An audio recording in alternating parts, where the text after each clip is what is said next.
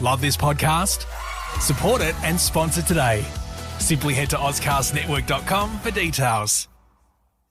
The information contained within this podcast does not consider your personal circumstances and is of a general nature only. You should not act on it without first obtaining professional financial advice specific to your circumstances.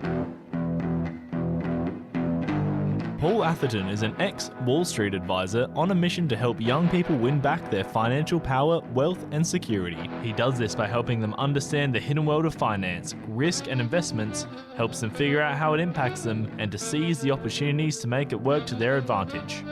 This is Paul Street Journal. I'm here with Paul. How are you today, Paul? Oh, I'm great, Tim. Thanks for having me. Anytime.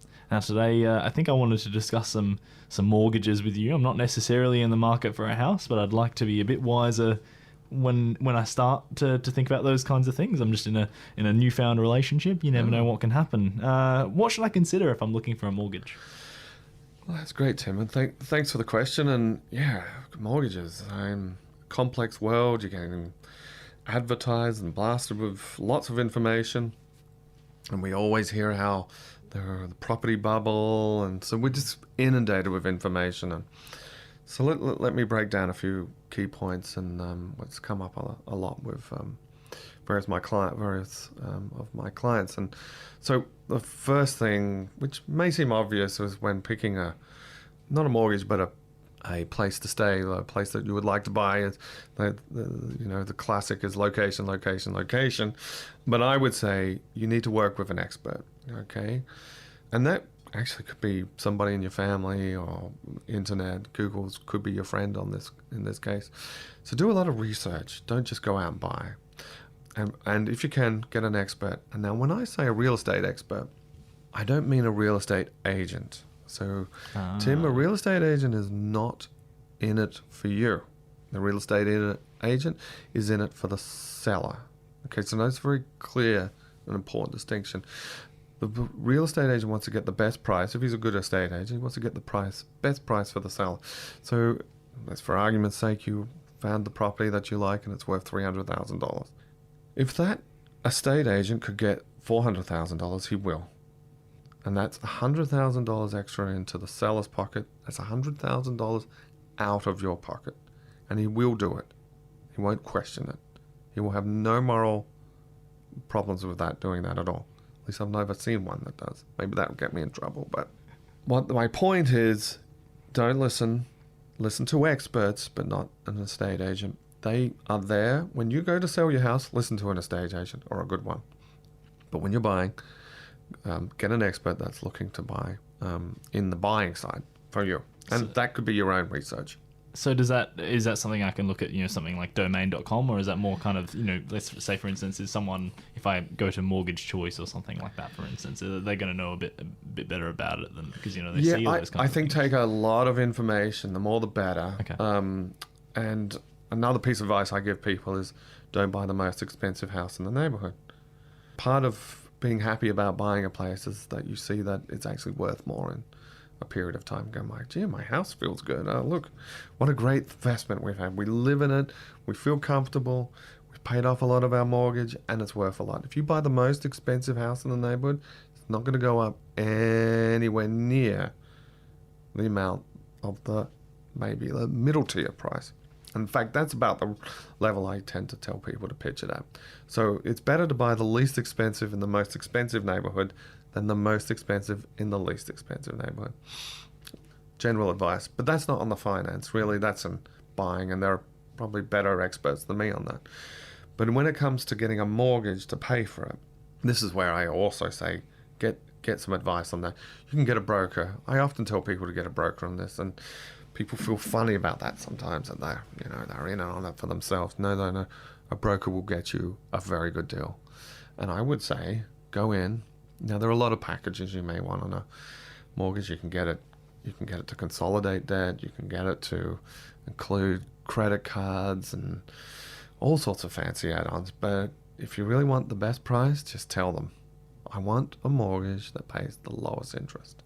So just to be clear for our listeners, a broker is someone who will sell you a mortgage to a third party. A broker will go through, and he will have access, usually, a good broker will have access to many dozens of real estate providers, and often, and you will never know this, right? Often there's some, I shouldn't say finance providers. Often these finance providers will run specials. You'll never know, right? They will run a huge deal, and the broker will have access to this. And the deal could save you a big chunk of cash, which on a mortgage payment, which on a monthly basis, and we've talked about the magic of compounding.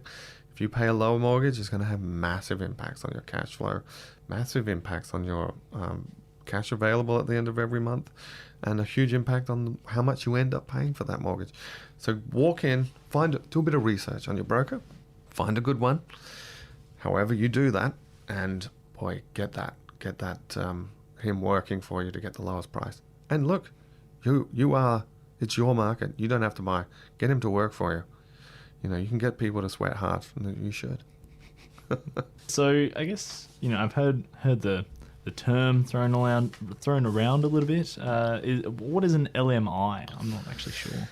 Oh yes. So this is very important for you guys, and very important for people that are in the market to understand what LMI is, Lenders Mortgage Insurance. And the reason is, and I have had a lot of people that have this without knowing it, and I think that's almost unconscionable. It's probably borderline illegal to be able to, if not actually. Nobody should sell you a mortgage with LMI embedded in it without explaining it to you. And my advice is to avoid it at all costs. But LMI, as I said, is Lenders Mortgage Insurance, and I think the key points here is Lenders Insurance. It's not insuring you. It's insuring the lender, i.e. the bank. So if you can't make your payments and you default, and it happens, very small amounts for people have problems, they lose jobs, something happens, they can't pay for the house, the bank will come in, they'll kick you out of your house, they'll take ownership of the house, and they'll sell it. And maybe they'll sell it quickly as they can because they don't want a house on their balance sheet, they want the money.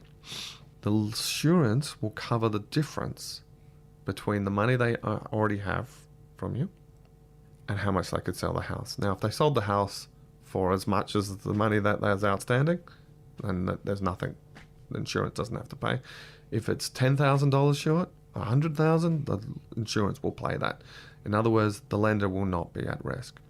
LMI kicks in at 20%.